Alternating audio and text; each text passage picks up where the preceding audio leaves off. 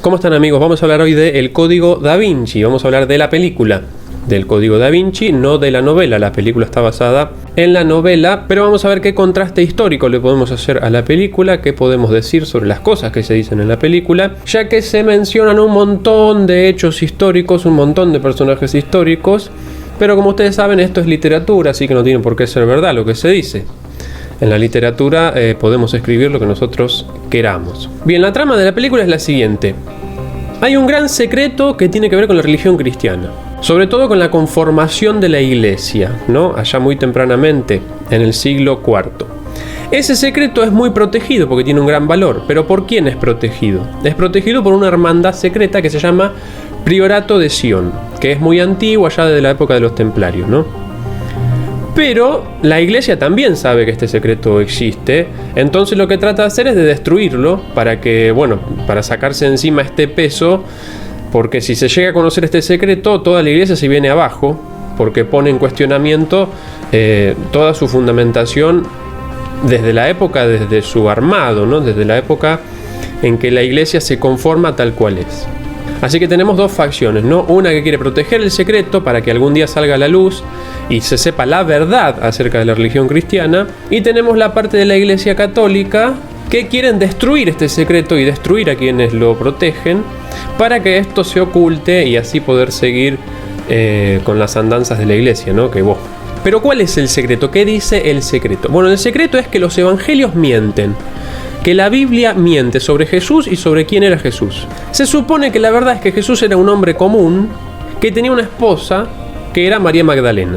Cuando Jesús está por ser crucificado y es crucificado, María Magdalena esperaba una hija de Jesús. Y esa hija, María Magdalena, la va a tener que tener en Francia porque el apóstol Pedro la desplazó y ella se tuvo que exiliar y el apóstol Pedro se hizo cargo de la conformación de la iglesia.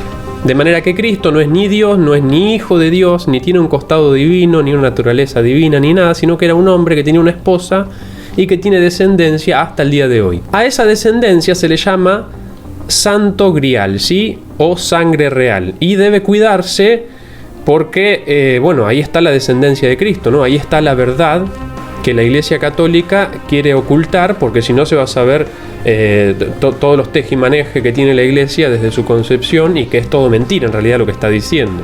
Y en la película es Sophie la que es la descendiente de Jesús. Por eso la hermandad, el Priorato de Sion, la protege.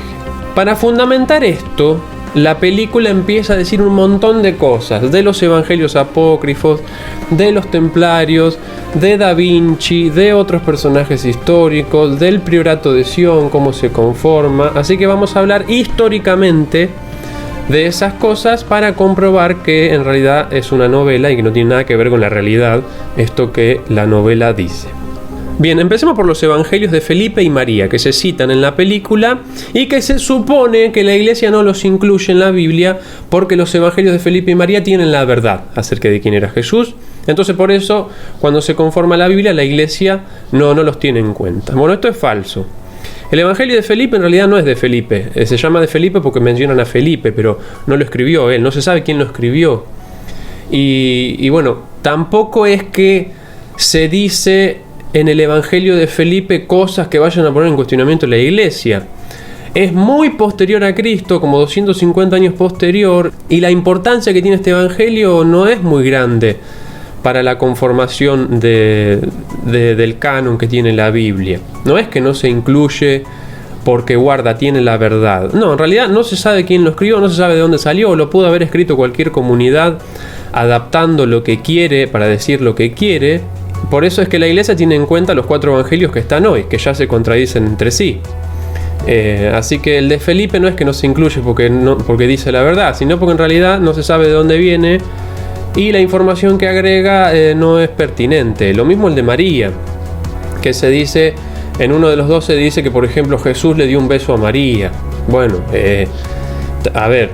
Los apóstoles se decían que se amaban también, Jesús decía que amaba a los apóstoles, Pedro le dice que lo ama a Jesús, tienen abrazos, se lavan los pies, es decir, hay un montón de demostraciones de este cariño.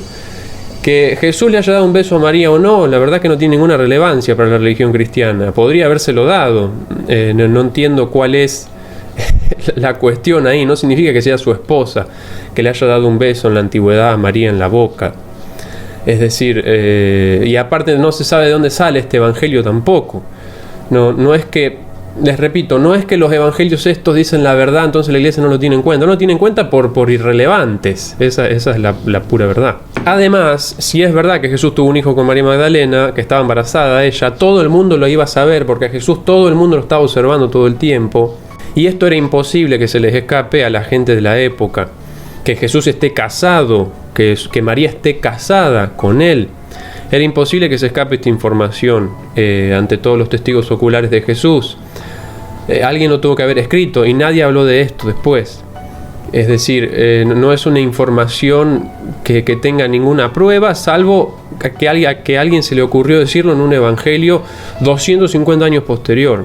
Bien, hablemos del priorato de Sion. Esto en realidad no existe. Esto es un invento de Pierre Plantard, un antisemita francés, que en los años 50 inventó que él era el maestre de esto y que era una organización muy antigua, pero lo que intentaba hacer era derrocar al gobierno francés de Gaulle, ¿no? Amenazándole, diciéndole: mira que te vamos a poner el priorato en contra. Y él se inventó toda una historia para el priorato y se ve que han usado esto para hacer la novela, pero en realidad esto no existió y de ninguna manera los templarios son el brazo armado de este supuesto priorato. Bien, después la película habla de los templarios, ¿no? Los caballeros templarios, que sí eran monjes guerreros que iban a pelear a Tierra Santa, y los templarios se formaron en Tierra Santa, ¿sí? Hugo de Payens, un cruzado francés, formó la orden para proteger a los peregrinos que querían ir a Jerusalén y para, recobrar todos los demás territorios cristianos en manos de los musulmanes, ¿sí? Esto es lo que hace la orden templaria. La orden se funda después de la primera cruzada, después de recuperar Jerusalén. La película lo que dice es que los templarios descubren este secreto que la iglesia quiere ocultar. Encuentran como un sarcófago, que se supone que es el de María Magdalena, y ahí descubren la verdad, ¿no? Que es la heredera, que Cristo le dio la herencia de la iglesia a ella y no a Pedro. Descubren todo eso los templarios.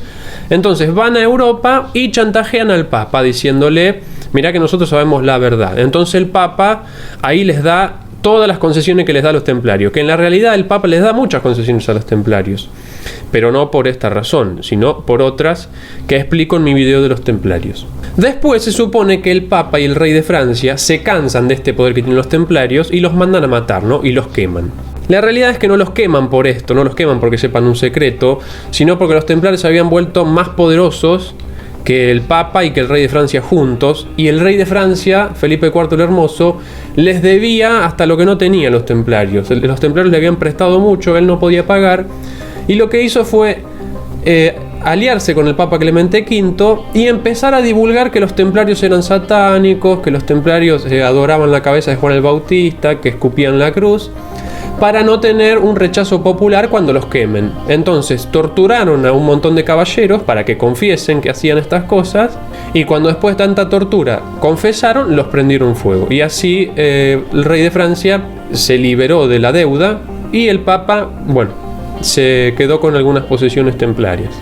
Otra cosa que tiene la película es que trae a Constantino, ¿sí? Constantino el Grande, que se supone que, según la película, dice que unificó el imperio bajo el cristianismo, que convocó el concilio de Nicea, donde se escribió el credo, ¿no? Donde se escribió la Biblia, para unificar la creencia en Cristo, y ahí inventan que Cristo es Dios, porque antes de esa época, se dice en la película, para la gente Cristo era una persona. Bueno, esto es una burrada, ¿sí? O sea, está bien para la novela porque es literatura, pero si lo contrastamos con la realidad, esto no es así. Todo el mundo consideraba a Cristo como por lo menos con un costado divino, porque Cristo había resucitado, por eso creían en él.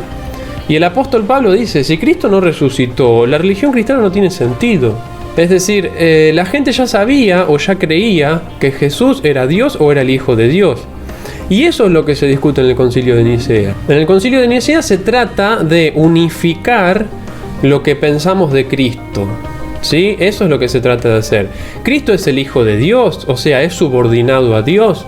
Cristo tuvo un comienzo. Cristo no existía hasta haber nacido de María, pero aún así era Hijo de Dios, o sea que tuvo un comienzo y un final. No como Dios Padre, que no tuvo un comienzo. Cristo era en realidad Dios que vino a la tierra y se encarnó en Cristo. Eso es lo que se discute en el Concilio de Nicea. La gente en la época, todas las comunidades cristianas que existen, ya lo conciben a Cristo como Dios o como Hijo de Dios. Bueno, después se habla un poco de la persona de Constantino, ¿no? Que se supone que Constantino hizo mucho para ocultar el secreto de que María Magdalena era la heredera de Cristo, que tiene la sangre real y eso. Bueno, esto no es así. A Constantino en realidad le importaba un poco un carajo lo que se diga de Cristo, si era Dios o no. Él lo que quería, él era un hombre pragmático, era un hombre muy supersticioso. Si era por él, creía en todas las religiones. Es decir, él se supone que ve una señal en el cielo, en la batalla del Puente Milvio, y entonces medio que se convierte al cristianismo. Pero en realidad esto hay que ponerlo un poco en tela de juicio, porque Constantino lo que quería era que haya orden en el imperio. Entonces, para que haya orden, pone religión lícita al cristianismo, nada más. Después en el Concilio de Nicea, él mucho no se mete en esto. O sea, pónganse de acuerdo a ver lo que es Cristo y terminemos con esto. Esa es la intención que tiene Constantino. Además, Constantino era un hombre muy mitómano, muy que quería llamar la atención todo el tiempo. Era un personaje un poco especial. No tenía un interés espiritual porque se sepa la verdad de Cristo o por ocultar la verdad de Cristo. La verdad es que no. Y Constantino, por las dudas, se bautiza ya cuando es viejo. Otra cosa que se dice en la película, que Da Vinci era parte del priorato, entonces, como él es pintor, bueno, deja en sus pinturas todos mensajes, ¿no? Que hay que descifrar, porque todo se pone en clave, ¿no? Todo se pone así misterioso para que nadie lo ande descifrando así de buenas a primeras, ningún pelandrún se entere de la verdad. Y en la película se empieza a decir que hay símbolos que son del hombre y de la mujer desde la antigüedad. Bueno, todo eso no es así, está adaptado para la película y qué sé yo. La estrella de los judíos tiene esa forma y la estrella de los judíos no significa eso. Hace referencia a las tribus de Israel, a que Dios está por encima de los hombres y bla bla bla. No tiene nada que ver con la feminidad ni nada de eso. Después hay datos falsos, como que el Papa le dio muchas riquezas a Da Vinci a cambio de obras. Eso no es muy así tampoco. Que el Papa le encarga un montón de obras a Da Vinci. No hay constancia de que el Papa le haya encargado muchas obras a Da Vinci, así que esto tampoco es así. Se supone que el Papa protegía a Da Vinci porque él era parte de esto, ¿no? Y lo más importante es que en la última cena de Da Vinci se supone que ahí está María Magdalena haciendo una forma, ¿no?, de cáliz, en donde se da a entender todo esto que la película quiere justificar. Bueno, en realidad ese es Juan. Da Vinci siempre dibujó a Juan o pintó a Juan medio con rasgos femeninos. Era el discípulo que Jesús amaba, Juan, y quizás por alguna de estas razones, yo no sé mucho de en profundidad la obra de Da Vinci, la verdad. Pero Da Vinci tendía a dibujar con rasgos femeninos ciertas cosas, y otros autores, otros pintores también hacían a Juan como con rasgos femeninos, así que eso era algo muy común, no es que sea María Magdalena esa que está ahí. Y bueno, que la Iglesia Católica es una farsa, esto es una realidad, no es que no hace falta ir a la película para saber esto. Cristo no fundó ninguna iglesia con una jerarquía, no fundó ninguna monarquía absoluta que vaya asesinando gente, ni que se alíe con el poder político que perseguía a la gente que era cristiana. Eso Cristo nunca lo dijo. Cristo habló del reino de Dios, no de la iglesia. Se agarra un versículo de la Biblia para justificar una institución monárquica que asesina personas. Esto, por supuesto, que justificar la Iglesia Católica en palabras de Cristo es absurdo. Cristo decía muchas otras cosas acerca de su reino, pero de ninguna manera que él iba a vivir en la tierra entre cuatro paredes, donde iba a haber un tipo que era más que otros porque iba a ser obispo, etcétera, etcétera, etcétera. La iglesia es una cuestión de hombres y por suerte está la Biblia para demostrar eso, ¿no? Y para recoger las enseñanzas que sabemos de Jesús. Bien, que María Magdalena era prostituta, después se dice que la iglesia la considera así para manchar su imagen y que Constantino la quiso hacer pasar por eso para sacarla del mapa.